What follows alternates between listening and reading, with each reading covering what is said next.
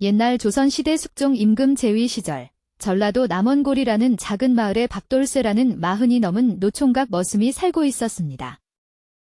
돌쇠는 밤마다 깊어지는 외로움에 잠 못 이루고 뜬 눈으로 밤을 새우곤 했습니다.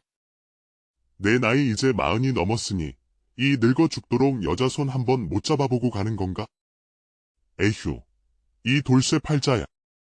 깊은 밤, 잠은 오지 않고 마음만 답답했던 돌쇠는 결국 잠자기를 포기하고 집신을 끌며 초가집 밖으로 나섰습니다.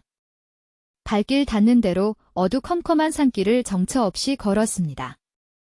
마침 보름달이 휘영청 밝게 비추어 웬일인지 평소에 무서워하던 깊은 산속까지 겁도 없이 들어왔습니다. 굽이굽이 산길을 따라 걷다 보니 어느덧 계곡에 다다랐고 눈앞에는 달빛에 반짝이는 아름다운 풍경이 펼쳐졌습니다. 돌쇠는 커다란 바위 위에 털썩 주저앉아 흐르는 계곡물을 멍하니 바라보았습니다. 졸졸 흐르는 맑은 물소리를 듣고 있자니 무겁게 짓누르던 마음이 조금씩 가라앉는 듯 했습니다. 그때 어디선가 쏴쏴 물 찰랑거리는 소리가 들려왔습니다. 누군가 물장난을 치는 듯한 소리에 돌쇠는 고개를 갸웃거렸습니다. 이 깊은 밤에 누가 계곡에서 목욕을 하는 것일까? 밤눈이 밝은 돌쇠는 호기심에 이끌려 소리가 나는 곳으로 살금살금 다가갔습니다. 울창한 소나무 수풀숲에 몸을 숨기고 조심스럽게 살펴보니 돌쇠는 저도 모르게 입을 딱 벌리고 말았습니다. 계곡물 속에 눈이 부시도록 하얀 여인이 아름다운 자태를 드러낸 채 목욕을 하고 있었던 것입니다. 비단결 같은 윤기 흐르는 머리카락, 달빛 아래 반짝이는 도자기처럼 매끄러운 피부, 세상에서 본 적 없는 절세가인이었습니다. 돌쇠는 넋을 잃고 숨죽여 그녀의 목욕하는 모습을 바라보았습니다. 사실 그녀는 속세의 인간이 아닌 하늘나라 선녀 선아였습니다. 선아는 구름다리를 타고 밤이면 몰래 인간 세상에 내려와 맑은 계곡물에 몸을 담그는 것을 즐겼고 새벽닭 울음소리가 들릴 때쯤이면 다시 하늘로 돌아가곤 했습니다. 오늘따라 운이 나쁘게도 선아는 인간 남자, 그것도 노총각 머슴 돌쇠에게 모습을 들키고 만 것입니다. 목욕을 마친 선아는 매끄러운 바위 위로 올라와 미리 챙겨온 옷을 입었습니다. 하늘색 비단 치마와 연분홍 저고리를 곱게 차려입은 그녀의 모습은 정말 그림 속에서 튀어나온 듯, 아니, 하늘에서 내려온 선녀 그 자체였습니다. 선녀는 돌쇠가 숲속에 숨어서 훔쳐보고 있는 줄도 꿈에도 모른 채 바위에 앉아 소매에서 옥퉁소를 꺼내 아름다운 곡을 연주하기 시작했습니다. 그 퉁소 소리는 어찌나 구슬프고 애절한지 남원골 사람들의 애환을 담은 아리랑 가락 같기도 했습니다. 돌쇠는 선녀의 연주에 완전히 빠져들었습니다. 처음에는 아름다운 여인의 모습에 가슴이 두근거렸지만 퉁소 소리를 듣다 보니 어느새 자신의 외롭고 서글픈 지난 세월이 주마등처럼 스쳐 지나가면서 북받쳐 오르는 감정을 억누르지 못하고 저도 모르게 굵은 눈물방울을 뚝뚝 떨어뜨렸습니다. 선녀는 그의 울음소리를 듣지 못한 채 연주에 몰두하고 있었지만 훌쩍이는 울음소리가 점점 커지더니 통곡 소리로 변하자 마침내 그녀의 섬섬옥수 귓가에까지 들리게 되었습니다. 거기 니시오. 누구시오? 그제야 돌쇠는 자신의 울음소리가 너무 컸다는 것을 깨달았지만 이미 들킨 이상 숨을 수 없었습니다. 그는 쭈뼛거리며 풀숲에서 나왔습니다. 저는 저 아랫마을 남원골에 사는 머슴 돌쇠라고 합니다. 밤길에 인기척에 호기심이 나서 그만 실례를 범했습니다요. 돌쇠는 갓을 벗어 땅에 놓고 엎드려 용서를 빌었습니다. 선녀는 화를 내는 대신 걱정스러운 얼굴로 다정하게 물었습니다. 그러셨군요. 그런데 어찌 그리 서럽게 우시오? 돌쇠는 부끄러움에 망설이다가 자신의 고달픈 머슴살이 신세와 선녀의 퉁소 소리에 깊이 감동받아 울었다는 이야기를 솔직하게 털어놓았습니다. 선녀는 돌쇠의 구슬픈 이야기를 조용히 귀 기울여 듣고 나서 따뜻하게 위로했습니다. 사람은 누구나 힘든 시기를 겪는 법이지요. 하지만 모진 겨울 추위가 지나면 따뜻한 봄볕이 찾아오듯이 당신에게도 곧 따뜻하고 아름다운 날이 올 것입니다. 너무 상심하지 마시오. 저같이 천한 머슴에게도 그런 좋은 날이 올 수 있을까요? 돌쇠가 조심스럽게 여쭈자 선녀는 해맑게 미소를 지으며 답했습니다. 물론이지요. 그러니 너무 걱정하지 말고 이제 집으로 돌아가시오. 이 깊은 산속에는 험한 산짐승들도 자주 나타나니 잘못하면 위험할 수도 있습니다. 감사합니다. 선녀님. 제가 실례를 저질렀는데도 오히려 저를 걱정해 주시고 은혜를 베푸시다니.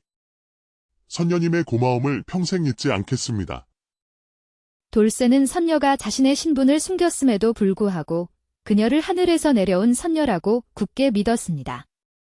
돌쇠가 집신을 고쳐 신고 돌아가려는 찰나 선녀가 다시 돌쇠를 불러 세웠습니다.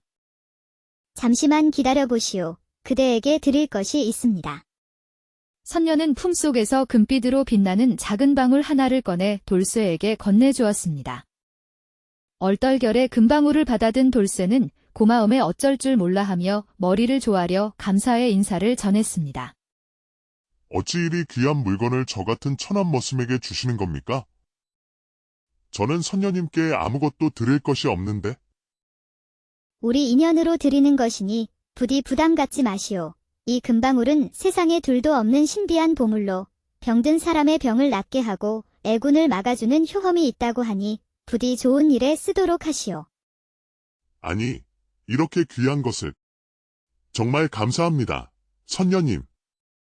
돌쇠는 감격하여 넙죽 엎드려 큰 절을 올렸습니다. 선녀는 그의 순박한 모습을 흐뭇하게 바라보더니 호련히 몸을 날려 하늘로 솟아올라 순식간에 사라졌습니다. 고개를 든 돌쇠는 주변을 두리번거려 보았지만 선녀는 이미 온데간데 없이 사라진 후였습니다. 아쉬운 마음을 달래며 그는 금방울을 품에 소중히 품고 남원골집으로 발걸음을 옮겼습니다. 다음 날 아침, 돌쇠는 여느 때와 같이 마을 양반 최 부잣집에서 바치를 했습니다. 점심참을 먹는 동안에도 그는 품속에 넣어둔 금방울을 계속 만지작거렸습니다. 어젯밤 일은 꿈이 아니었구나. 정말 선녀님을 만났던 거야. 멍하니 하늘을 올려다보며 혼잣말을 하는 그의 등 뒤로 덩치 큰 김철수 동료 머슴이 다가와 찰싹 엉덩이를 때렸습니다. 아이고. 뭘 그리 넋놓고 하늘만 쳐다보고 있는 겐가. 밭일은 다 끝내고 딴청이여. 아이고, 깜짝이야. 형님, 언제 오셨어요? 눈앞에 나타난 사람은 함께 밭일을 하는 동료 머슴 김철수였습니다. 평소 허물없이 지내는 사이였죠. 뭔 생각을 그리 골똘히 하길래 사람이 옆에 와도 몰라. 쯧쯧. 제가 무슨 생각을 하겠어요. 그저 답답해서 그렇죠. 이 사람 참, 딱한 건 알겠는데. 그건 그렇고. 오늘 일 끝나고 아픈 방 노인 댁에 한번 들러볼까 하는데, 괜찮으면 같이 가보자고. 철수가 말한 박노인은 돌쇠와 함께 밭일을 하던 나이 많은 머슴이었는데 보름 전부터 몸져 누워 알아 누워 밭일을 나오지 못하고 있었습니다. 그날 해질녘 두 사람은 밭일을 마치고 남원골 마을 외곽에 있는 낡은 초가집을 찾아갔습니다. 노인장님, 계십니까?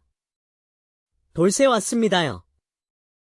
철수가 다 무너져가는 초가집 앞에서 큰 소리로 외치자 한참 뒤에 삐걱거리는 나무 문이 열리고 수척해진 박노인이 힘없이 나왔습니다. 아니, 이게 누구야? 철수랑 돌쇠 아니냐? 먼 길을 웬일로 여기까지 왔는가? 아, 노인장님, 아프신 데는 좀 어떠세요? 아이고, 낫기는커녕 점점 더 골병만 드는 것 같은. 그나저나 여기까지 와줬는데 누추하지만 안으로 들어오너라. 두 사람이 좁은 방 안으로 들어서자 노인은 겨우 자리에 앉으며 기침을 콜록콜록하며 말했습니다. 자네들이 먼 길을 와줬는데 내가 이 모양이라 제대로 대접도 못하겠구먼. 미안허이. 그런 말씀 마시고 기운 차리세요. 그리고 이건 저희가 빈손으로 오기 뭐해서 조금 챙겨온 것이니 받아두세요. 철수가 보따리에서 곶감 몇 개와 쌀 한 줌을 꺼내 노인에게 건네자 노인은 씁쓸한 표정으로 말했습니다. 뭘 이런 걸 가져왔나. 정말 미안하게 됐구먼. 별거 아니니 그냥 받아두세요. 저희 집 아낙네가 노인장님 갖다 드리라고 보리쌀이랑 콩이랑 조금 챙겨주더라고요. 세 사람은 오랜만에 만나 그간의 안부를 묻고 지난 이야기를 나누었습니다. 시간이 어느 정도 흘렀을까? 돌쇠가 안절부절 못하며 조심스럽게 입을 열었습니다. 제가 노인장님께 잠깐 보여드릴 게 있는데 이상하게 생각하지 마시고 잠깐만 기다려보세요. 뭘 보여준다는 건가? 노인과 철수가 의아한 표정으로 돌쇠를 쳐다보자 돌쇠는 품 안에서 소중히 간직했던 금방울을 꺼냈습니다. 아니, 돌쇠 자네, 이런 귀한 금방울을 어디서 났는가? 혹시 엽전 꿰미인가? 그게... 잠깐만요. 노인장님, 이 방울 소리를 한번 들어보세요. 돌쇠는 머뭇거리며 금방울을 살며시 흔들었습니다. 딸랑딸랑 맑고 청아한 방울 소리가 조용한 초가집방 안을 가득 채웠습니다. 어찌 이런 신비로운 소리가? 두 사람은 처음 듣는 맑은 방울 소리에 감탄을 금치 못했습니다. 돌쇠는 계속해서 금방울을 흔들었습니다. 얼마나 시간이 흘렀을까요? 방울 소리가 멎자 알턴 박노인은 마치 깊은 꿈에서 깬 듯 멍한 표정을 짓다가 이내 정신을 차렸습니다. 아이고, 이런. 그 방울 소리가 어찌나 맑고 좋은지 정신을 놓고 멍하니 듣고 있었구먼. 그건 그렇고 이상한 몸이 훨씬 가벼워진 것 같아. 노인은 자리에서 벌떡 일어나 굳었던 어깨와 허리를 이리저리 움직여보더니 활짝 핀 웃음꽃을 피우며 돌쇠에게 말했습니다. 이보게, 돌쇠 총각. 정말 신기하구먼. 그 방울 소리를 듣고 나니 쑤시고 아프던 몸이 거짓말처럼 씻은 듯이 나았어. 병이 다 나은 것 같아. 네. 정말입니까? 돌쇠는 어젯밤 선녀의 말이 거짓이 아니었음을 확신했습니다. 그는 선녀에게 받은 금방울 소리로 박노인의 고질병을 그 자리에서 낫게 해주었던 것입니다. 초가집 문을 나서는 길에 철수는 귀신이라도 본 듯 얼이 빠진 표정으로 돌쇠를 빤히 쳐다보며 물었습니다. 돌쇠 자네, 그 금방울은 도대체 뭐고? 어디서 그런 신기한 물건을 얻은 건가? 철수의 진지한 물음에 돌쇠는 잠시 망설이다가 지난 저녁 보름달 아래 계곡에서 겪었던 신비로운 일을 철수에게 털어놓았습니다. 철수는 반신반의했지만 눈앞에서 금방울의 효험을 직접 목격했고 돌쇠의 순박한 성품을 잘 알기에 이야기를 믿지 않을 수 없었습니다. 돌쇠야, 정신 똑바로 차려. 지금 당장 나랑 어디 좀 같이 가자. 형님, 해가 뉘엿뉘엿 지는데 이 늦은 시간에 어딜 가시게요? 힘들겠지만 딱 한 번만 더 그 신비한 금방울로 사람을 도와줘야 할 사람이 있네? 철수는 망설이는 돌쇠의 팔을 잡아 끌며 남원골에서 멀리 떨어진 고갯길 넘어 친척집으로 발걸음을 재촉했습니다. 철수의 친척집에는 오랫동안 원인을 알 수 없는 중병을 앓고 있는 어린 소녀 순이가 죽을 날만 기다리며 신음하고 있었습니다.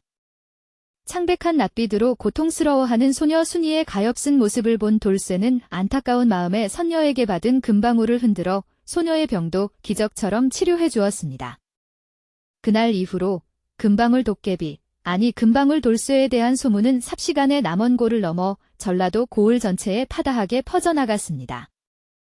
용하다는 명의도 이름난 약방의 약도 못 고치는 불치병 환자도 금방울 소리만 들으면 병이 씻은 듯이 낫는다는 소문에 병든 가족을 살리려는 간절한 마음을 품은 사람들이 온갖 귀한 재물을 들고 남원골 돌쇠의 초가집 문턱이 닳도록 줄지어 찾아왔습니다. 돌쇠는 더 이상 양반집 머슴살이를 할 필요가 없었습니다. 선녀에게 받은 금방울 덕분에 밤낮 없이 밀려드는 환자들을 치료해주면서 점점 많은 재물을 얻어 어느덧 남원골에서 손꼽히는 부자가 되었습니다. 그러던 어느 날 밤늦은 시각, 낡은 집신을 신고 허름한 삼배옷을 입은 행색이 초라한 노파가 돌쇠의 기와집 대문을 두드렸습니다. 계십니까? 의원님 계십니까? 자신을 의원님이라고 높여 부르는 낯선 목소리에 돌쇠가 등불을 들고 대문을 활짝 열고 나가보니 초췌한 모습의 노파가 커다란 짐 보따리를 들고 초조한 표정으로 대문 앞에 서 있었습니다. 늦은 밤에 웬일로 찾아오셨습니까? 무슨 급한 일이신지요? 아이고, 죄송합니다. 의원님. 밤늦게 염치 없이 찾아온 것은 다름이 아니라 제 딸아이 좀 제발 살려주십시오. 제발 저희 딸순이만 살려주신다면 그 은혜는 제가 죽어서도 잊지 않겠습니다. 어르신, 저는 의원이 아닙니다. 진정하시고 제가 어르신을 도와드릴 수 있다면 최선을 다해 도와드릴 테니 자초지종을 자세히 말씀해 보시죠. 노파는 돌쇠의 따뜻한 말에 안도하는 표정을 지으며 눈물 콧물 범벅이 된 얼굴로 딸 순이의 딱한 사정을 이야기하기 시작했습니다. 젊은 나이에 시집아 10년 넘게 모진 시집살이를 하다가 늦게 어렵게 귀한 딸 순이 하나를 낳아 온갖 고생을 하며 애지중지 키웠는데 남편이 갑자기 병으로 일찍 세상을 떠나고 홀로 딸 순이 하나만 의지하며 남의 집 삭바느질과 허드레시를 하며 겨우 입에 풀칠하며 힘겹게 살아가고 있다고 했습니다. 그런데 몇 달 전부터 딸 순이가 원인 모를 병에 걸려 시름시름 앓더니 지금은 숨조차 제대로 쉬지 못하고 사경을 헤매는 지경에 이르렀다는 것이었습니다. 제발 의원님께서 마지막으로 딸을 살려달라고 간절하게 하소연했습니다. 어르신, 너무 걱정 마십시오. 그러시면 지금 당장 따님이 계신 집으로 저와 함께 가보시죠. 제가 꼭 따님을 살려드리겠다고 장담은 드릴 수 없지만 제가 가진 신비한 금방울의 힘을 빌려 힘닿는 데까지 최선을 다해 따님을 치료해드리겠습니다. 아이고, 정말 감사합니다. 의원님. 의원님의 크나큰 은혜는 제가 평생 잊지 않고 꼭 갚겠습니다. 노파는 감격의 눈물을 훔치며 고개 숙여 감사 인사를 했습니다. 돌쇠는 노파를 따라 남원골 가장 가난한 동네에 있는 낡은 초가집으로 발걸음을 옮겼습니다. 초라한 초가집방 안으로 들어서자 20살 남짓 되어 보이는 꽃다운 나이의 처녀 순이가 창백한 낯빛으로 힘겹게 헐떡이며 신음하고 있었습니다. 얼핏 보기에도 오늘 밤을 넘기기 힘들 정도로 병세가 위중해 보였습니다. 돌쇠는 안타까운 마음에 순이의 차가운 손을 따뜻하게 잡아주고 조심스럽게 순이 옆에 가까이 앉아 품속에서 선녀에게 받은 금방울을 꺼내 흔들기 시작했습니다. 딸랑딸랑 맑고 청명한 금방울 소리가 좁은 방 안을 가득 채웠습니다. 한참 시간이 흐르자 금방울 소리를 듣던 순이의 거칠고 가쁜 숨소리가 점점 가라앉더니 마침내 고르고 편안한 숨소리를 내기 시작했습니다. 신기하게도 금방울 소리 덕분에 순이의 병세가 놀랍도록 호전되고 있었던 것입니다. 오늘은 이 정도로 하고 내일 다시 찾아와 따님을 정성껏 치료해드리겠습니다. 감사합니다. 의원님. 정말 감사합니다. 의원님은 저희 모녀의 생명의 은인이십니다. 노파는 연신 고마워하며 눈물을 훔쳤습니다. 돌쇠는 고마워하는 노파를 뒤로하고 남원골 기와집으로 돌아왔습니다. 그 후로 며칠 더 노파의 집을 찾아가 정성껏 순이를 치료해 주었습니다. 사흘째 되던 날 신기하게도 노파의 딸 순이는 마침내 병상에서 기적처럼 일어날 수 있게 되었습니다. 순이는 자신을 죽음의 문턱에서 살려준 돌쇠에게 진심으로 감사 인사를 전했습니다. 의원님, 저를 살려주셔서 정말 감사합니다. 의원님의 크나큰 은혜를 제가 어떻게 갚아야 할지 모르겠네요. 아닙니다. 제가 할 수 있는 작은 일을 했을 뿐이니 너무 고마워하지 않으셔도 됩니다. 돌쇠는 순이 모녀의 어려운 딱한 형편을 눈치채고 치료에 대한 삭은 일절 받지 않고 그냥 돌아갔습니다. 다음 날부터 순이 모녀는 돌쇠의 기와집을 찾아와 아침 식사 준비부터 빨래, 청소 등 온갖 집안일을 도맡아 하며 돌쇠를 정성껏 보살폈습니다. 처음에는 괜찮다고 극구 사양하던 돌쇠도 순이 모녀의 따뜻한 마음씨와 살뜰한 도움이 절실했기에 결국 순이 모녀의 호의를 받아들이기로 했습니다. 시간이 흐르면서 돌쇠와 순이 두 사람 사이에는 묘한 설레는 감정이 싹트기 시작했습니다. 그러던 어느 날 저녁 식사 후 순이 어머니는 집안일 때문에 먼저 집으로 돌아가고 돌쇠와 순이 단둘만이 기와집에 남게 되었습니다. 어색함과 설렘이 뒤섞인 묘한 감정의 돌쇠는 어찌할 바를 모르고 어색하게 앉아 있었습니다. 순이 아씨, 매일 저희 집 집안일 돌봐주시느라 고생이 많으시죠? 아닙니다. 제가 의원님께 목숨까지 빚졌는데 이렇게 의원님을 보살펴 드리는 것은 당연히 제가 해야 할 도리인거려. 시간이 지날수록 순이에 대한 마음이 점점 더 깊어지는 것을 느낀 돌쇠는 오늘 밤 순이에게 자신의 진심을 고백하기로 굳게 마음먹었습니다. 순이 아씨, 실례가 안 된다면 어머님과 두 분이 이제부터 저희 집에서 함께 지내시는 건 어떠실는지. 밤늦게 험한 산길을 왔다 갔다 하시는 것도 위험하고 또 저희 집에는 남는 빈방도 많은 두 분이 함께 저희 집에서 편안하게 지내시면 좋을 것 같아서 조심스럽게 드리는 말씀입니다. 돌쇠의 뜻밖의 제안에 순이는 얼굴이 새빨개진 채 고개를 푹 숙였습니다. 돌쇠는 떨리는 마음을 다잡고 용기를 내어 다시 한번 진심을 담아 말했습니다. 그리고 혹시 제가 순이 아씨께 크게 실례가 되지 않는다면 평생 이 기와집에서 저와 함께 오래오래 행복하게 살아주시면 더욱 고맙겠습니다. 그냥 이제부터 이 기와집을 순이 아씨의 친정집이라고 편안하게 생각하시고. 돌쇠의 진심 어린 말이 무슨 뜻인지 모를 리 없는 순이는 수줍은 듯 고개를 더욱 푹 숙인 채 작고 가녀린 목소리로 수줍게 대답했습니다. 네. 의원님께서 저를 부디 너그럽게 받아만 주신다면 평생 의원님을 정성껏 모시며 살겠습니다. 그날 밤 남원골 노총각 머슴 돌쇠와 병든 가난한 처녀 순이는 서로의 따뜻한 마음을 확인했습니다. 이후로 모든 일이 신기하게도 술술 순조롭게 풀리기 시작했습니다. 두 사람은 마을 어른들의 따뜻한 축복 속에 가까운 길이를 잡아 남원골에서 가장 성대하고 아름다운 혼례를 올리고 오순도순 알콩달콩 행복한 나날을 보내게 되었습니다. 한편 신기한 금방울 도깨비 돌쇠의 소문은 먼 고을까지 널리 퍼져 탐욕스럽기로 소문난 인근 마을 최만석 부자의 귀에도 들어가게 되었습니다. 최 부자는 남부러울 것 없이 재산이 넉넉하여 호의호식하며 편안하게 살았지만 천한 머슴살이 하던 돌쇠가 선녀에게 신비한 보물을 얻어 벼락부자가 되고 예쁜 아내까지 맞이하여 행복한 가정을 꾸렸다는 소식을 듣자 갑자기 배가 아프고 심술궂은 욕심이 불타올랐습니다. 저 천한 머슴놈이 선녀를 만났다고. 웃기지도 않는 헛소리.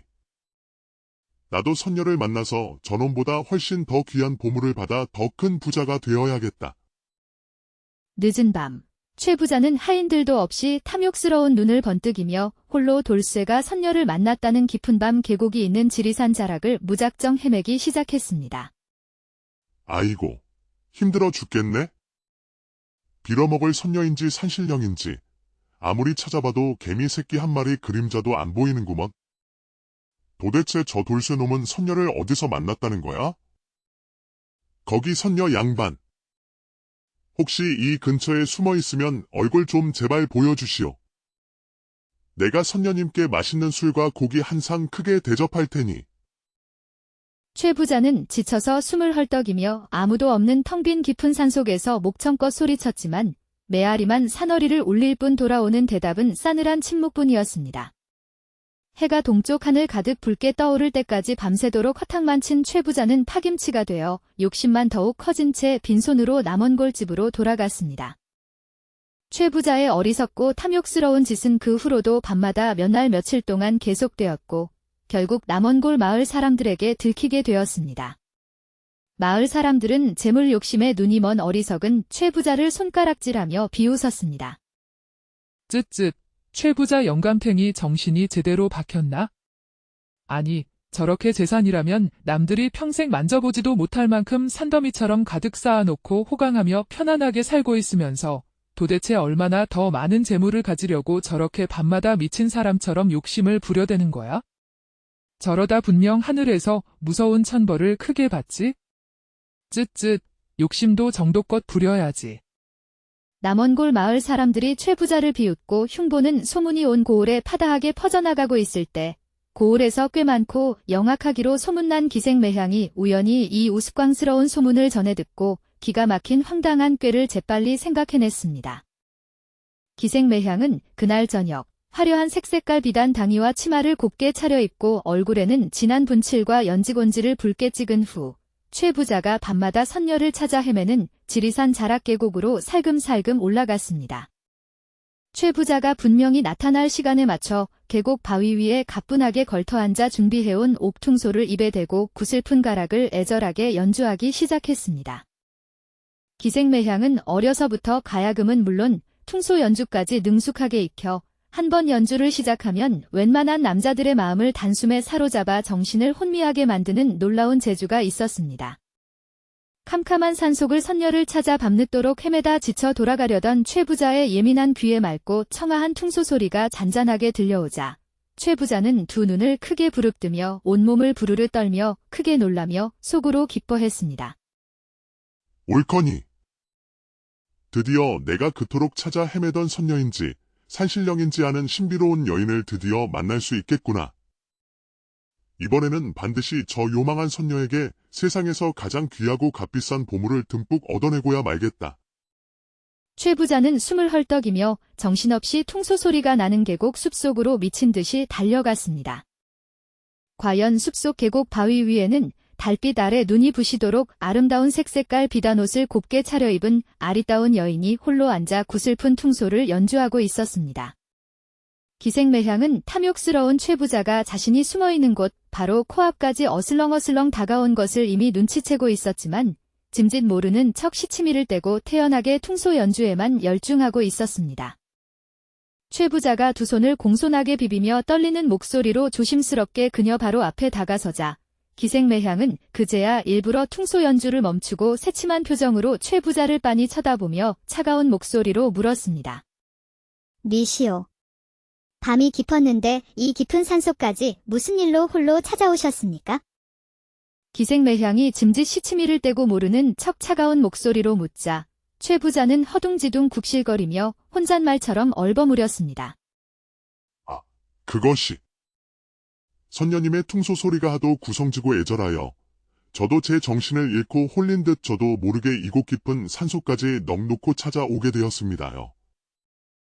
제 볼품없는 퉁소 소리를 듣고 이 험한 산길을 뚫고 여기까지 일부러 찾아오셨다고요? 정말이십니까? 예. 물론입니다. 제가 선녀님께 거짓말을 할 이유가 뭐가 있겠습니까? 정말입니다요. 선녀님의 퉁소 소리가 얼마나 구슬프고 간절한지 저도 정신을 차리고 보니 어떻게 여기까지 왔는지 정말 모르겠습니다요. 그러셨군요. 밤늦도록 고생이 많으셨습니다. 퉁소 연주는 이제 충분히 들려드렸으니 늦었으니 이제 그만 집으로 돌아가 편히 쉬시는 것이 좋을 듯합니다. 선녀님, 정말 죄송하지만 염치불구하고 솔직히 말씀드리겠습니다. 실은 제가 며칠 전부터 남원골에 금방울 도깨비인가 뭔가 하는 머슴놈이 선녀님께 신비한 보물을 받았다는 우스꽝스러운 소문을 들었습니다. 저 역시 사실 남들에게는 말 못할 속사정이 있습니다요. 집에는 늙고 병든 어머니와 입에 풀칠하기도 힘든 어린 자식들이 줄줄이 딸려 있습니다. 부디 저의 딱한 사정을 너그럽게 헤아려 주시고 저에게도 그 귀한 보물을 조금만 나눠주시면 정말 고맙겠습니다. 선녀님의 크나큰 은혜는 제가 죽어서도 잊지 않겠습니다. 그러셨군요. 저의 딱한 사정을 말씀하시니 저도 외면할 수 없겠군요. 잠깐만 기다려보시오. 혹시 남아있는 보물이 있을지 한번 자세히 살펴보도록 하지요. 어디 보자. 어찌하면 좋을까요? 안타깝게도 이미 제가 가진 귀한 보물들을 모두 착하고 불쌍한 사람들에게 아낌없이 나눠주고 지금은 정말 아무것도 남아있지 않네요. 어쩌면 좋을까요? 정말 안타깝습니다. 네. 선녀님께서 가진 보물을 벌써 모두 나눠주고 하나도 남아있지 않다고요. 정말입니까? 아이고, 이를 어쩌면 좋아. 최 부자의 얼굴이 순식간에 잿빛으로 변하자 기생매향은 속으로 쾌재를 부르며 능글맞게 웃으며 최 부자를 완전히 속여 넘기기로 마음먹었습니다. 하지만 너무 실망하지는 마십시오. 곰곰이 다시 생각해보니 정말 귀한 보물 중에 보물이 딱 하나 남아있긴 하네요. 그 보물은 정말 아무에게나 함부로 줄 수 없는 저의 가장 소중한 보물 중의 보물이라고 할 수 있지요. 보물 중에 보물이라고요? 정말입니까? 아이고, 선녀님 정말 감사합니다. 그 보물은 도대체 무엇입니까? 부디 저에게도 자세히 좀 알려주십시오. 그것은 바로 불로장생 약입니다. 세상에 단 하나밖에 없는 신비한 불로장생 명약이지요. 이 불로장생 약을 단 한 방울이라도 입에 넣어 마시기만 하면 죽지 않는 신선이 되어 무려 1000년 동안이나 영원히 죽지 않고 젊음을 유지하며 오래오래 살 수 있는 신비한 약이라고 합니다. 어떠십니까? 탐이 나십니까? 신선이 되고 1000년이나 영원히 죽지 않고 젊게 살 수 있다니. 아이고, 선녀님, 정말 대단합니다. 그렇다면 부디 그 귀한 불로장생 약을 저에게도 조금만 제발 나눠주십시오. 선녀님의 크나큰 은혜는 제가 죽어서도 잊지 않겠습니다. 네. 저도 부자님의 딱한 사정을 모르는 바는 아니지만 정말 안타깝게도 어찌하면 좋을까요? 솔직히 말씀드리면 그 불로장생 약을 만들고 딱 한 가지 정말 귀하고 구하기 힘든 약재가 없어서 아직 불로장생 약을 완벽하게 완성을 못하고 있는 상황입니다. 그 마지막 약재만 구하면 당장이라도 불로장생 약을 만들 수 있는데 정말 안타깝게도 그 마지막 약재를 구하려면 정확히 돈 1000냥이라는 거금이 필요합니다. 정말 죄송하지만 지금 저에게는 당장 돈 1000냥이라는 거금이 없어서 발만 동동 구르고 있는 상황입니다. 정말 아쉽지만 어쩔 수 없군요. 돈 1000냥이라고. 선녀님, 정말 돈 1000냥만 있으면 그 신비한 불로장생 약을 당장 만들 수 있다는 말씀이십니까? 기생매향의 능청스러운 말에 최 부자는 돈 1000냥이라는 엄청난 금액에 순간 깜짝 놀랐지만 이미 불로장생하여 1000년 동안 영원히 젊게 살 수 있다는 엄청난 욕심에 눈이 멀어 이성을 잃은 상태였습니다. 그래. 맞아. 내가 이번 기회에 신선이 되어 1000년 동안 영원히 죽지 않고 젊게 살 수만 있다면 그깟 돈 1000냥이 대수랴. 까짓것 내 집에 있는 재산 일부를 헐값에라도 급하게 팔아 현금 1000냥을 당장 마련하고야 말겠다. 어차피 불로장생 약을 먹고 신선이 되면 돈 따위는 더 이상 필요 없을 테니. 최 부자는 기생매향에게 반드시 현금 1000냥을 꼭 구해 돌아올 테니 내일 저녁 어두워지면 오늘처럼 바로 이 계곡 바위 위에서 다시 만날 것을 굳게 약속하고 탐욕스러운 미소를 감추지 못하며 기쁜 마음으로 황급히 산을 내려왔습니다. 다음 날 저녁 어스름이 깔리기 시작하자 최 부자는 집에 있는 논밭과 노비문서 일부를 헐값에 급하게 처분하여 겨우 마련한 피땀 어린 돈 1000냥이 가득 담긴 무거운 돈주머니를 두 손에 소중히 들고 기생매향을 다시 만나러 지리산 계곡으로 힘겹게 올라갔습니다. 기생매향은 전날 약속한 대로 계곡 바위 위에 미리 앉아 구슬픈 퉁소를 연주하고 있었습니다. 최 부자가 숨을 헐떡이며 계곡에 나타난 것을 멀리서 확인한 기생매향은 능글맞게 미소를 지으며 연주를 멈추고 태연하게 말했습니다. 약속대로 정시에 잘 오셨군요. 네, 선녀님. 약초 대신 선녀님께서 간절히 원하시던 귀한 돈 1000냥을 정성껏 마련해왔습니다. 자, 여기 돈 1000냥이 가득 담긴 돈주머니가 있습니다. 부디 이 돈을 받으시고 저에게 그 신비한 불로장생 약을 제발 나눠주십시오. 최 부자가 돈주머니를 기생매향에게 황급히 내밀자 기생매향은 고개를 끄덕이며 차가운 표정으로 말했습니다. 좋습니다. 약속대로 돈 1000냥은 잘 받겠습니다. 그러시면 지금 당장 가져오신 돈주머니를 저 바위 위에 조심스럽게 놓으시고 두 눈을 꼭 감고 계시오. 네. 갑자기 두 눈을 감으라고. 선녀님, 혹시 무슨 특별한 이유라도 있는 것입니까? 네, 물론 이유가 있습니다. 지금부터 제가 드리는 불로장생 약은 세상에서 가장 신비하고 귀한 약이기 때문에 함부로 눈을 뜨고 쳐다보면 신비한 효험이 사라진다고 합니다. 그러니 저를 믿으신다면 제가 시키는 대로 순순히 따르십시오. 자, 어서 빨리 두 눈을 꼭 감으시고 돈주머니를 바위 위에 올려놓으십시오. 기생매향의 그럴듯한 말에 최 부자는 더 이상 의심 없이 시키는 대로 순순히 두 눈을 질끈 감고 손을 더듬거리며 무거운 돈주머니를 바위 위에 조심스럽게 올려놓았습니다. 자, 이제 돈주머니는 바위 위에 잘 놓으셨겠지요? 잘 하셨소. 이제 두 눈을 감은 채로 가만히 계십시오. 지금부터 제가 두 눈을 감으신 부자님의 입에 직접 불로장생 약을 조심스럽게 넣어드리겠습니다.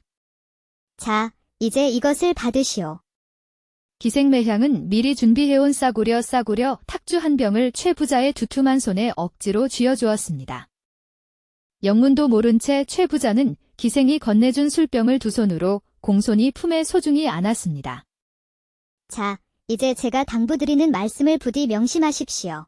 돌아가셔서 반드시 매일 밤 정확히 자정종이 울리면 두 눈을 감은 채로 제가 드린 이 신비한 불로장생 약을 꼭 단 한 잔씩만 절대 빠뜨리지 말고 꼬박꼬박 드셔야 합니다. 많이도 적게도 절대 안 되고 반드시 딱 한 잔이요. 이 불로장생 약 한 병을 남김없이 모두 다 마시게 되는 날에는 부자님은 드디어 소원대로 영원히 죽지 않는 신선이 될 수 있을 것입니다. 하지만 반드시 명심하실 것은 부자님께서 오늘 저에게 받아가시는 이 신비한 불로장생 약과 오늘 밤 저와 만나서 나눈 모든 이야기를 단 한마디라도 절대로 다른 사람에게 발설하면 안 됩니다. 만약 부주의하게 단 한마디라도 다른 사람에게 이 이야기를 하는 날에는 그 즉시 무서운 천벌을 받아 목숨을 잃게 될 것이니 반드시 저와의 약속을 꼭 명심하고 지키셔야 합니다. 아시겠습니까? 네. 네. 선녀님, 염려 마십시오. 선녀님과의 소중한 약속은 제가 목숨보다 더 소중하게 여기고 반드시 두 눈 부릅뜨고 굳게 지키겠습니다. 선녀님, 정말 감사합니다. 최 부자는 기생매향이 건네준 싸구려 탁주 술병을 품에 꼭 안고 기쁜 마음을 감추지 못하며 고개 숙여 연신 감사 인사를 하고 황급히 산을 내려왔습니다. 하루아침에 돈 1000냥이라는 거금을 손에 쥐게 된 기생매향은 그 길로 자신의 정체를 감쪽같이 숨기고 어디론가 호련히 자취를 감춰 영원히 사라져버렸고 그 이후로 기생매향을 봤다는 사람은 남원골 그 어디에도 단 한 사람도 없었습니다. 그로부터 몇 달 후 탐욕스러운 최 부자는 신선이 될 날만을 손꼽아 기다리며 매일 밤 자정 싸구려 탁주를 꼬박꼬박 마시다 가산을 탕진하고 빈털털이 알거지가 되어 결국 집도 절도 없이 남원골 마을 길거리를 구걸하며 겨우 목숨을 부지하는 신세가 되었습니다. 남원골 마을 사람들은 탐욕스러운 최 부자가 끝없는 욕심을 부려 하늘에서 무서운 천벌을 크게 받은 것이라고 수군거렸습니다. 탐욕 때문에 비참한 신세로 전락한 최 부자를 그 누구도 안타깝게 여겨 거들떠보지 않았지만 마음씨 착하고 따뜻한 금방울 도깨비 돌쇠는 남몰래 최 부자를 불쌍히 여겨 자신의 기와집 한켠에 초라한 방을 내어주고 허드레시를 하며 겨우 살아갈 수 있도록 따뜻하게 보살펴주고 도와주었습니다. 옛날 조선시대 숙종 임금 제위 시절 전라도 남원골이라는 작은 마을에 박돌쇠라는 40이 넘은 노총각 머슴이 살고 있었습니다. 돌쇠는 밤마다 깊어지는 외로움에 잠 못 이루고 뜬 눈으로 밤을 새우곤 했습니다. 내 나이 이제 40이 넘었으니 이 늙어 죽도록 여자 손 한번 못 잡아보고 가는 건가? 에휴, 이 돌쇠 팔자야. 깊은 밤, 잠은 오지 않고 마음만 답답했던 돌쇠는 결국 잠자기를 포기하고 집신을 끌며 초가집 밖으로 나섰습니다. 발길 닿는 대로 어두컴컴한 산길을 정처 없이 걸었습니다. 마침 보름달이 휘영청 밝게 비추어 웬일인지 평소에 무서워하던 깊은 산속까지 겁도 없이 들어왔습니다.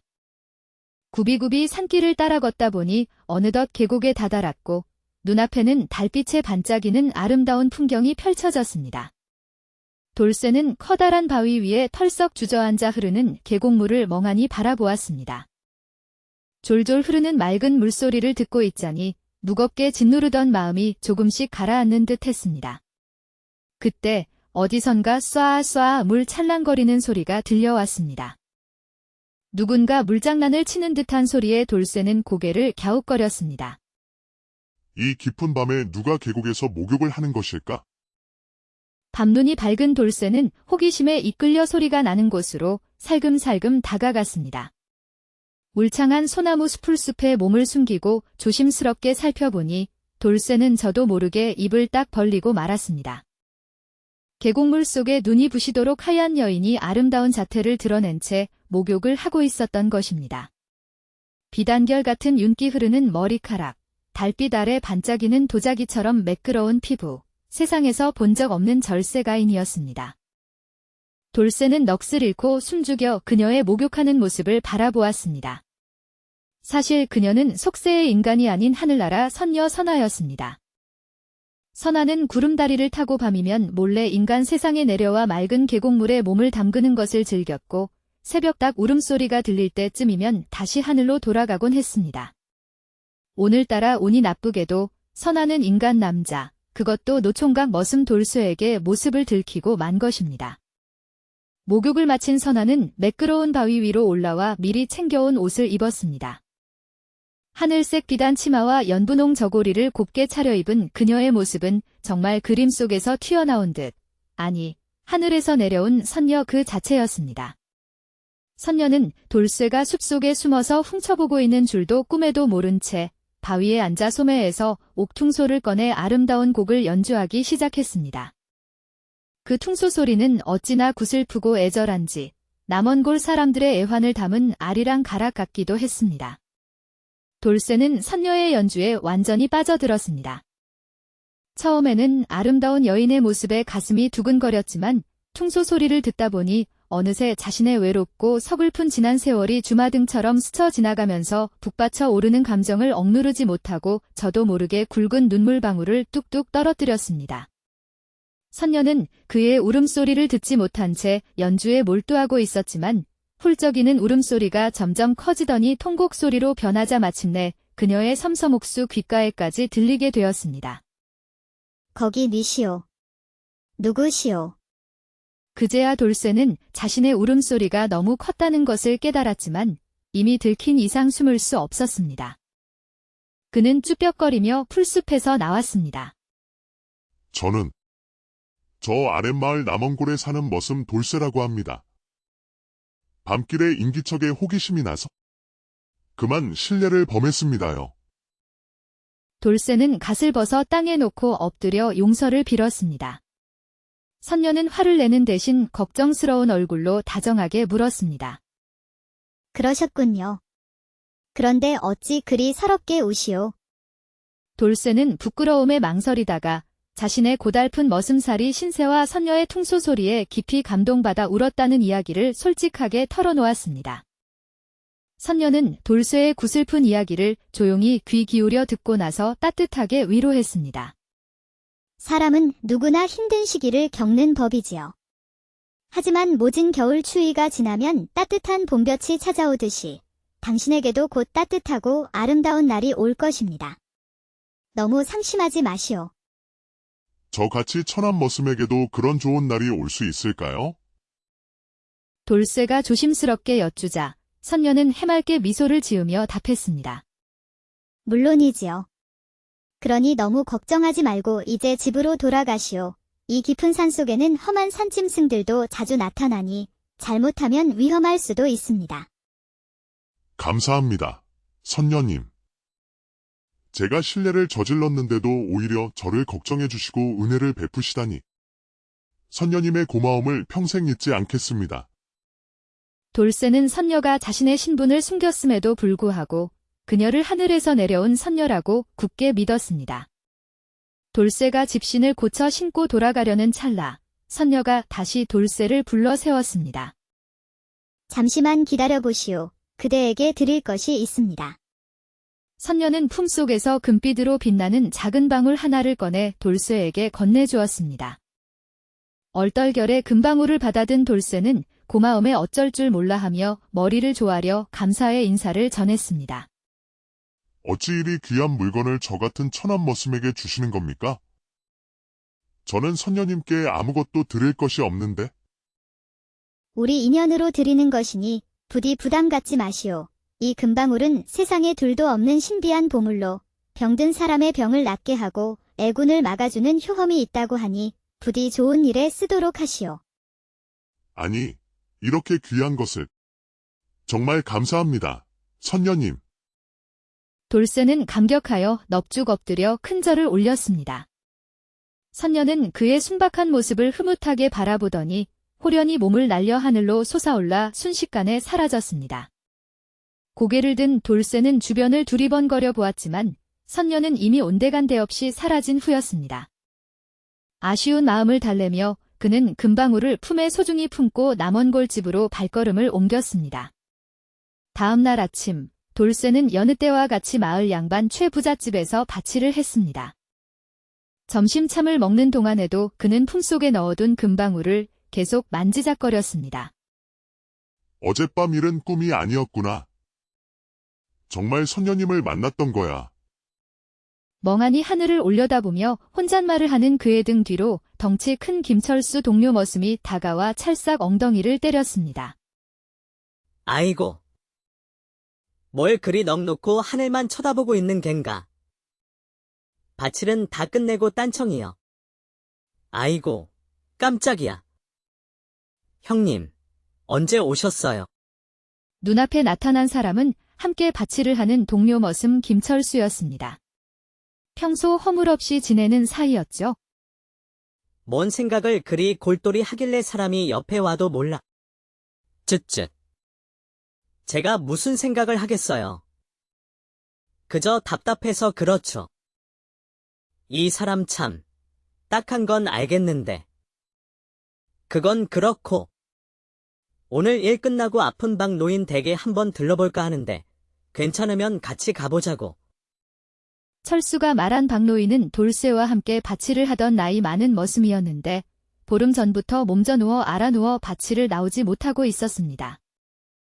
그날 해질녘 두 사람은 바치를 마치고 남원골 마을 외곽에 있는 낡은 초가집을 찾아갔습니다. 노인장님, 계십니까? 돌쇠 왔습니다요.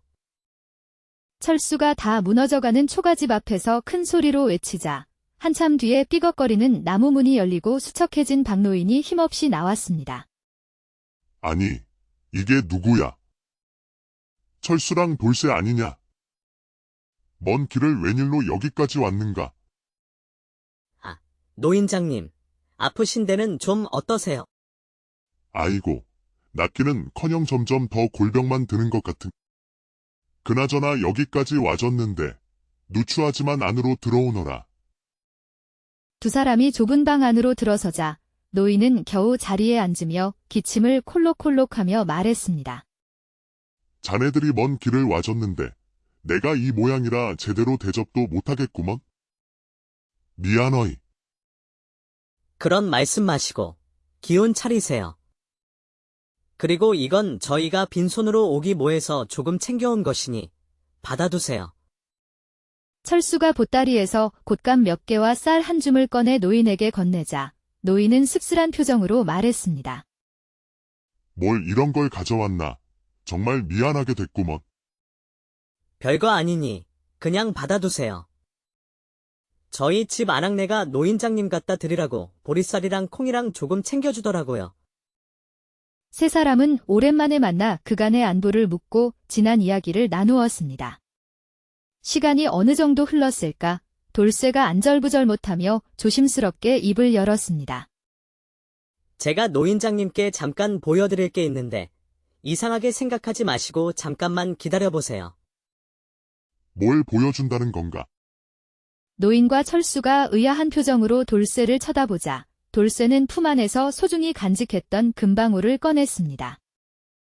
아니, 돌쇠 자네, 이런 귀한 금방울을 어디서 났는가? 혹시 엽전 꿰미인가? 그게, 잠깐만요. 노인장님, 이 방울 소리를 한번 들어보세요. 돌쇠는 머뭇거리며 금방울을 살며시 흔들었습니다. 딸랑딸랑 맑고 청아한 방울 소리가 조용한 초가집방 안을 가득 채웠습니다. 어찌 이런 신비로운 소리가. 두 사람은 처음 듣는 맑은 방울 소리에 감탄을 금치 못했습니다. 돌쇠는 계속해서 금방울을 흔들었습니다. 얼마나 시간이 흘렀을까요? 방울 소리가 멎자 알턴 박노인은 마치 깊은 꿈에서 깬 듯 멍한 표정을 짓다가 이내 정신을 차렸습니다. 아이고, 이런. 그 방울 소리가 어찌나 맑고 좋은지 정신을 놓고 멍하니 듣고 있었구먼. 그건 그렇고 이상한. 몸이 훨씬 가벼워진 것 같아.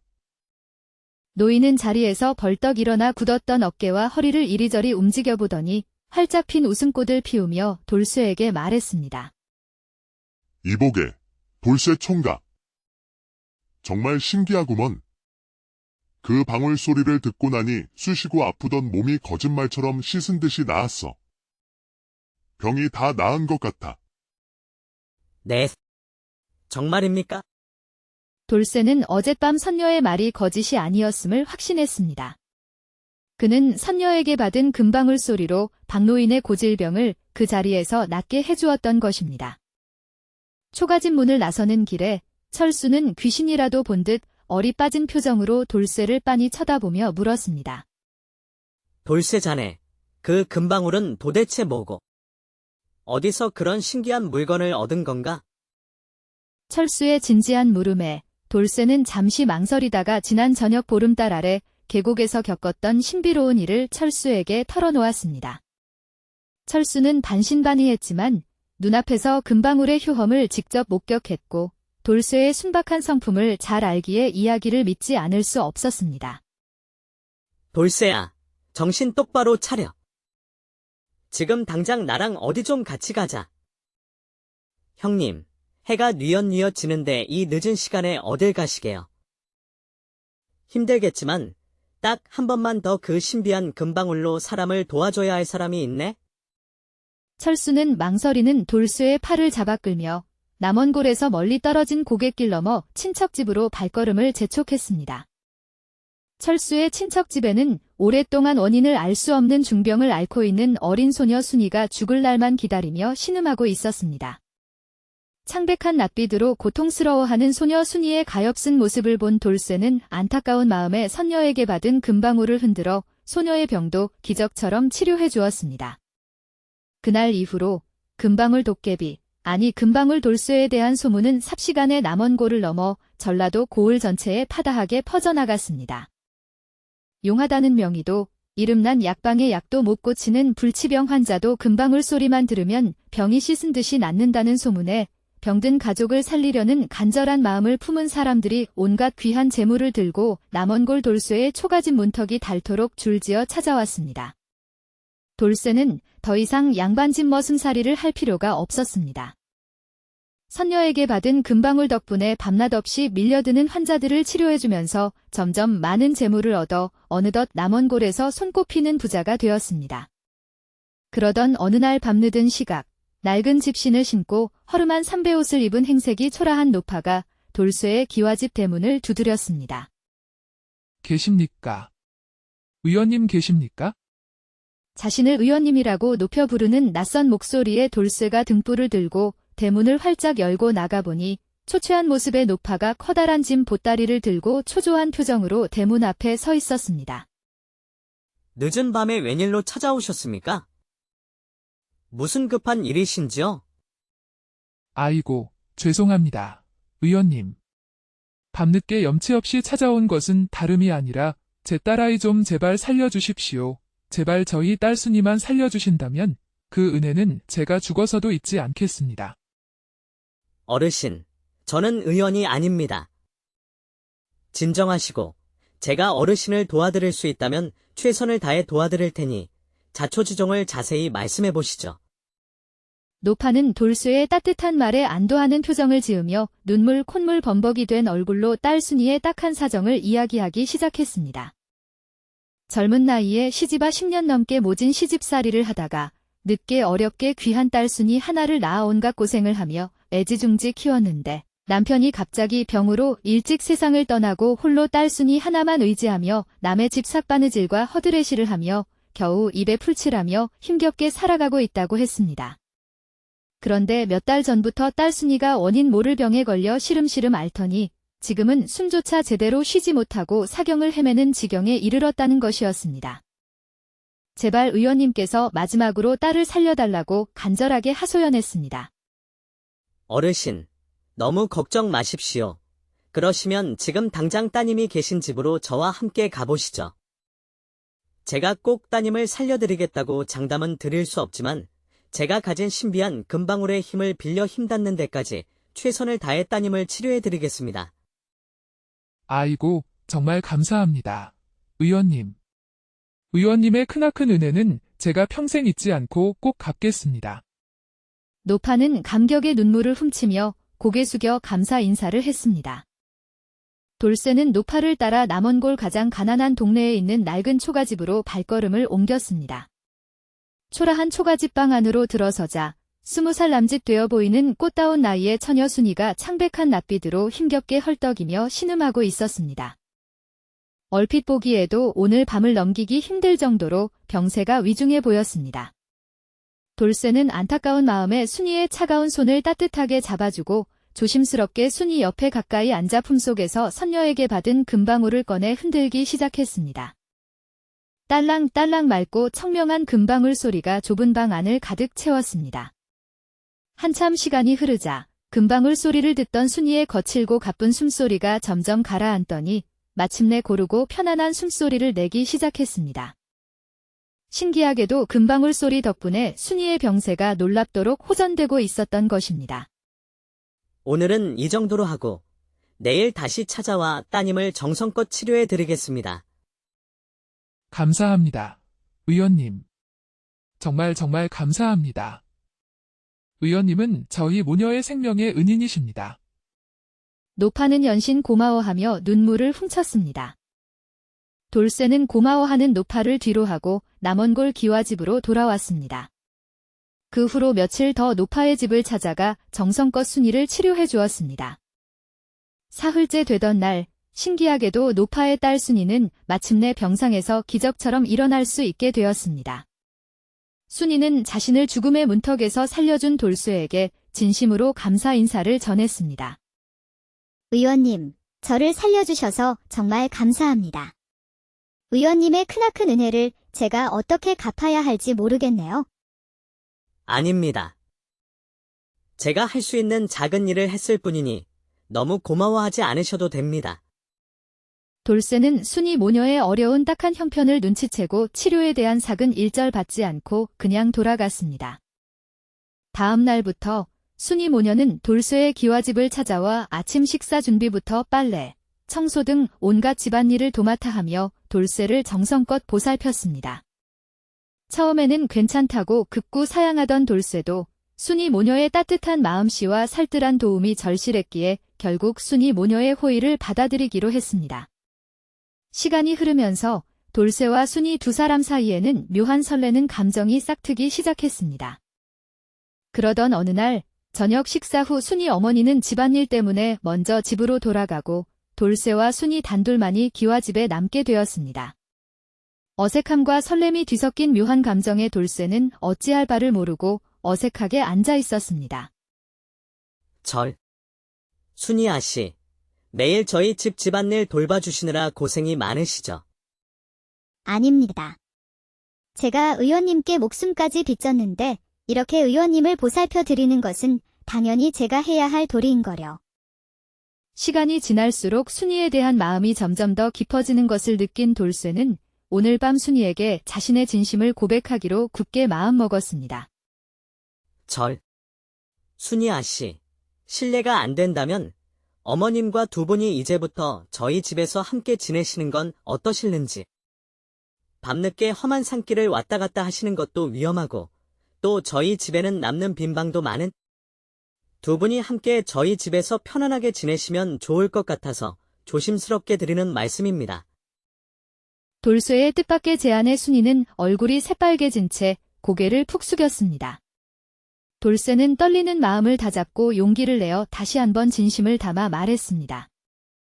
그리고 혹시 제가 순이 아씨께 크게 실례가 되지 않는다면 평생 이 기와집에서 저와 함께 오래오래 행복하게 살아주시면 더욱 고맙겠습니다.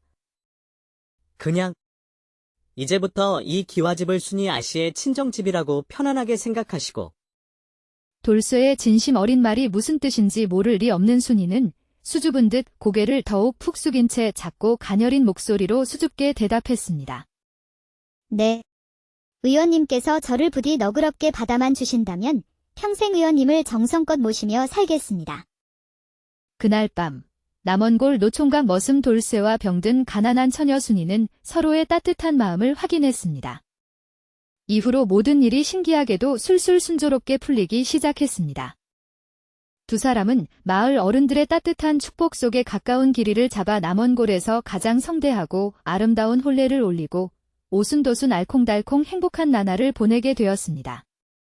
한편 신기한 금방울 도깨비 돌쇠의 소문은 먼 고을까지 널리 퍼져 탐욕스럽기로 소문난 인근 마을 최만석 부자의 귀에도 들어가게 되었습니다. 최 부자는 남부러울 것 없이 재산이 넉넉하여 호의호식하며 편안하게 살았지만 천한 머슴살이 하던 돌쇠가 선녀에게 신비한 보물을 얻어 벼락부자가 되고 예쁜 아내까지 맞이하여 행복한 가정을 꾸렸다는 소식을 듣자 갑자기 배가 아프고 심술궂은 욕심이 불타올랐습니다. 저 천한 머슴놈이 선녀를 만났다고. 웃기지도 않는 헛소리. 나도 선녀를 만나서 저놈보다 훨씬 더 귀한 보물을 받아 더 큰 부자가 되어야겠다. 늦은 밤, 최 부자는 하인들도 없이 탐욕스러운 눈을 번뜩이며 홀로 돌쇠가 선녀를 만났다는 깊은 밤 계곡이 있는 지리산 자락을 무작정 헤매기 시작했습니다. 아이고, 힘들어 죽겠네? 빌어먹을 선녀인지 산신령인지 아무리 찾아봐도 개미 새끼 한 마리 그림자도 안 보이는구먼. 도대체 저 돌쇠놈은 선녀를 어디서 만났다는 거야? 거기 선녀 양반. 혹시 이 근처에 숨어 있으면 얼굴 좀 제발 보여주시오. 내가 선녀님께 맛있는 술과 고기 한 상 크게 대접할 테니. 최 부자는 지쳐서 숨을 헐떡이며 아무도 없는 텅 빈 깊은 산속에서 목청껏 소리쳤지만 메아리만 산허리를 울릴 뿐 돌아오는 대답은 싸늘한 침묵뿐이었습니다. 해가 동쪽 하늘 가득 붉게 떠오를 때까지 밤새도록 허탕만 친 최 부자는 파김치가 되어 욕심만 더욱 커진 채 빈손으로 남원골 집으로 돌아갔습니다. 최 부자의 어리석고 탐욕스러운 짓은 그 후로도 밤마다 몇 날 며칠 동안 계속되었고 결국 남원골 마을 사람들에게 들키게 되었습니다. 마을 사람들은 재물 욕심에 눈이 먼 어리석은 최 부자를 손가락질하며 비웃었습니다. 쯧쯧, 최 부자 영감탱이 정신이 제대로 박혔나?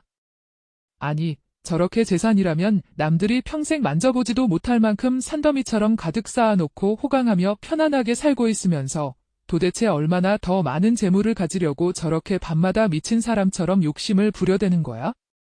저러다 분명 하늘에서 무서운 천벌을 크게 받지? 쯧쯧, 욕심도 정도껏 부려야지. 남원골 마을 사람들이 최 부자를 비웃고 흉보는 소문이 온 고을에 파다하게 퍼져나가고 있을 때 고을에서 꽤 많고 영악하기로 소문난 기생매향이 우연히 이 우스꽝스러운 소문을 전해 듣고 기가 막힌 황당한 꾀를 재빨리 생각해냈습니다. 기생매향은 그날 저녁 화려한 색색깔 비단 당의와 치마를 곱게 차려입고 얼굴에는 진한 분칠과 연지곤지를 붉게 찍은 후 최 부자가 밤마다 선녀를 찾아 헤매는 지리산 자락계곡으로 살금살금 올라갔습니다. 최 부자가 분명히 나타날 시간에 맞춰 계곡 바위 위에 가뿐하게 걸터앉아 준비해온 옥퉁소를 입에 대고 구슬픈 가락을 애절하게 연주하기 시작했습니다. 기생매향은 어려서부터 가야금은 물론 퉁소 연주까지 능숙하게 익혀 한 번 연주를 시작하면 웬만한 남자들의 마음을 단숨에 사로잡아 정신을 혼미하게 만드는 놀라운 재주가 있었습니다. 캄캄한 산속을 선녀를 찾아 밤늦도록 헤매다 지쳐 돌아가려던 최 부자의 예민한 귀에 맑고 청아한 퉁소 소리가 잔잔하게 들려오자 최 부자는 두 눈을 크게 부릅뜨며 온몸을 부르르 떨며 크게 놀라며 속으로 기뻐했습니다. 옳거니. 드디어 내가 그토록 찾아 헤매던 선녀인지 산신령인지 아는 신비로운 여인을 드디어 만날 수 있겠구나. 이번에는 반드시 저 요망한 선녀에게 세상에서 가장 귀하고 값비싼 보물을 듬뿍 얻어내고야 말겠다. 최 부자는 숨을 헐떡이며 정신없이 퉁소 소리가 나는 계곡 숲속으로 미친 듯이 달려갔습니다. 과연 숲속 계곡 바위 위에는 달빛 아래 눈이 부시도록 아름다운 색색깔 비단옷을 곱게 차려입은 아리따운 여인이 홀로 앉아 구슬픈 퉁소를 연주하고 있었습니다.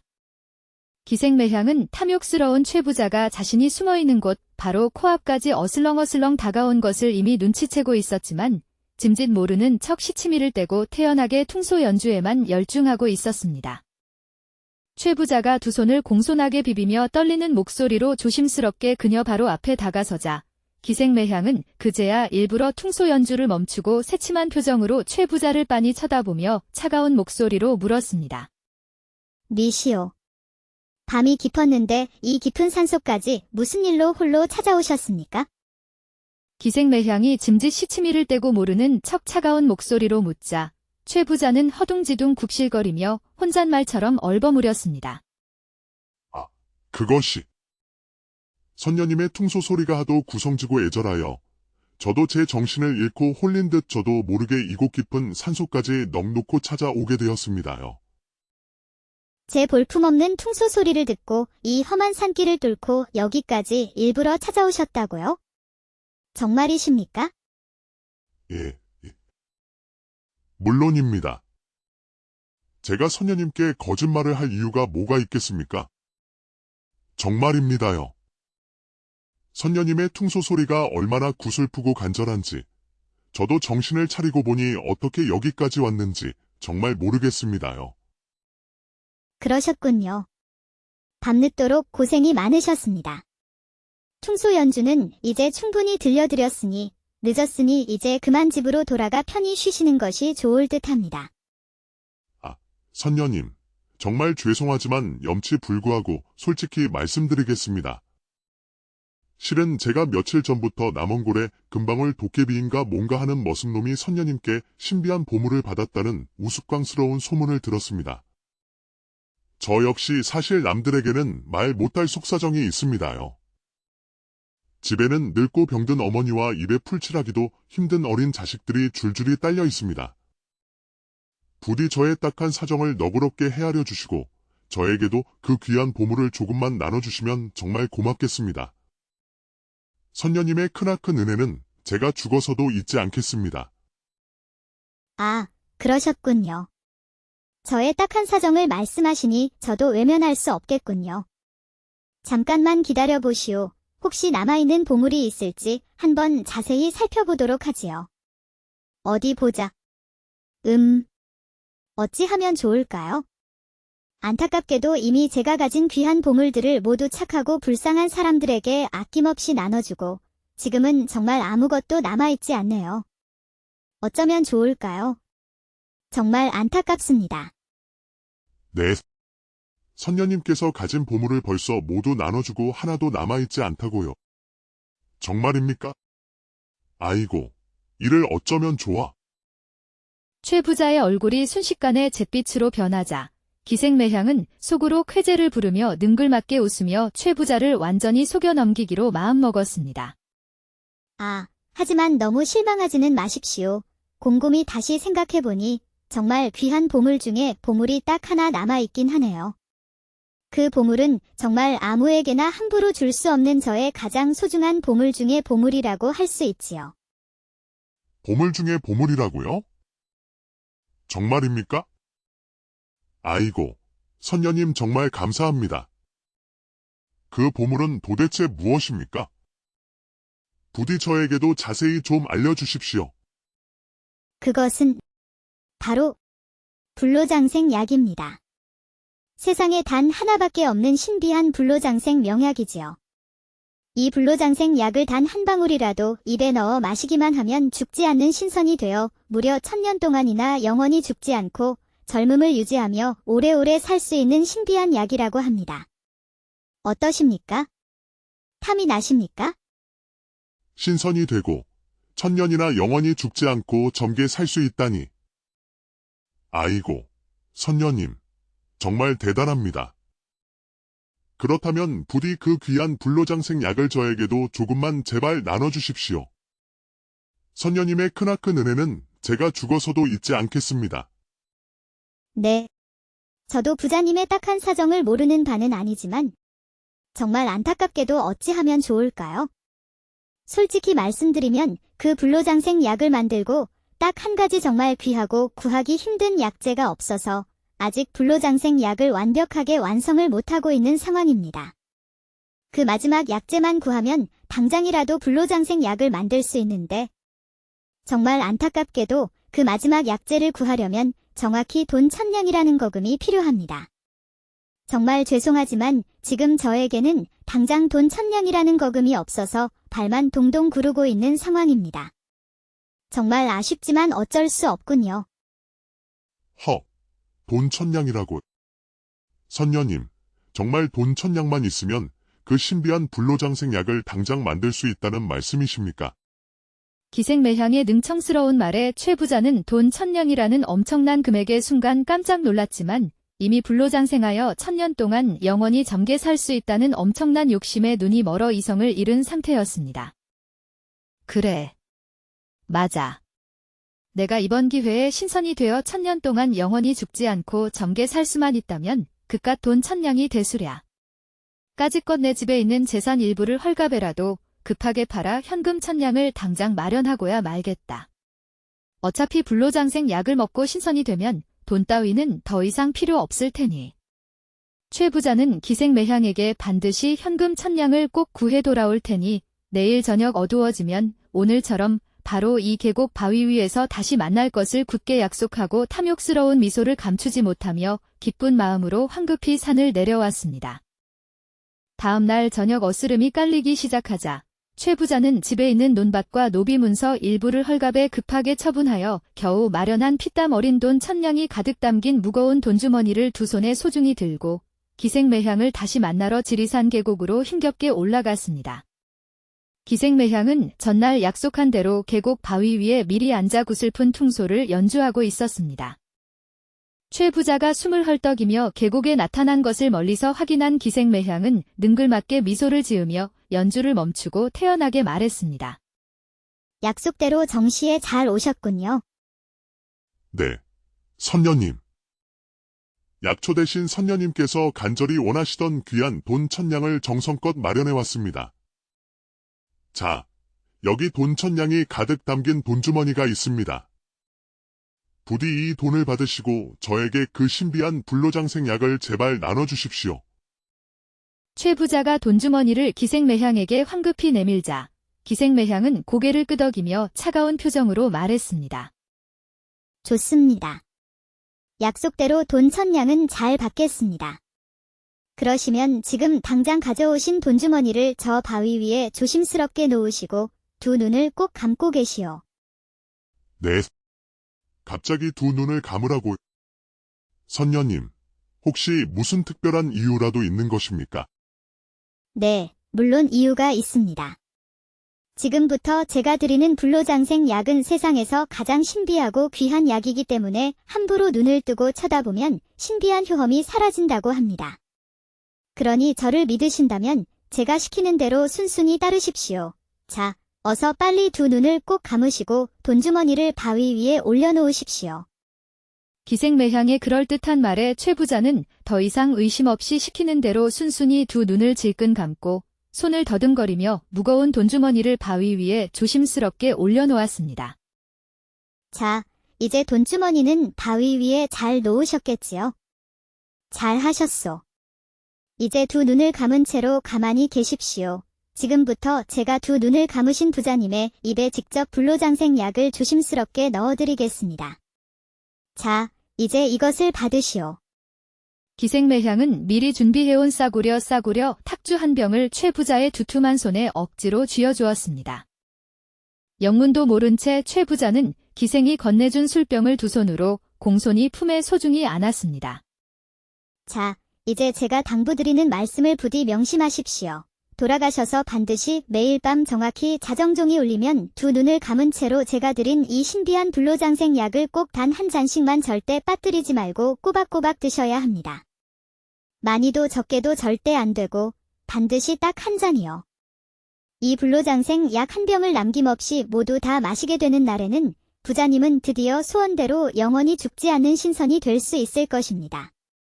하지만 반드시 명심하실 것은 부자님께서 오늘 저에게 받아가시는 이 신비한 불로장생 약과 오늘 밤 저와 만나서 나눈 모든 이야기를 단 한마디라도 절대로 다른 사람에게 발설하면 안 됩니다.